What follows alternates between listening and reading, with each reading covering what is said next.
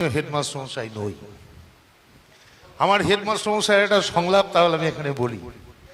আপনারা সকলে আমাকে বলছেন যে আমি মাননীয় হেডমাস্টার মশাই, কিন্তু না, আমি একজন ব্যর্থ শিক্ষক। যদি বলেন কেন? আমার ছাত্র আজকে পুলিশ অফিসার, রাস্তায় দাঁড়িয়ে হাত পেতে ঘুষ নিচ্ছে, প্রশাসনের তাবেদারি করছে। আমার ছাত্র ডাক্তার, রোগীদের নিয়ে ব্যবসা করছে। আমার ছাত্র বিএলআর, নিউট্রিশন করতে গেলে টাকা চাইছে। আমার ছাত্র এসডিও, একটা ফাইল এই টেবিল থেকে ওই টেবিলে পাঠাতে গেলে সে ঘুষ চাইছে।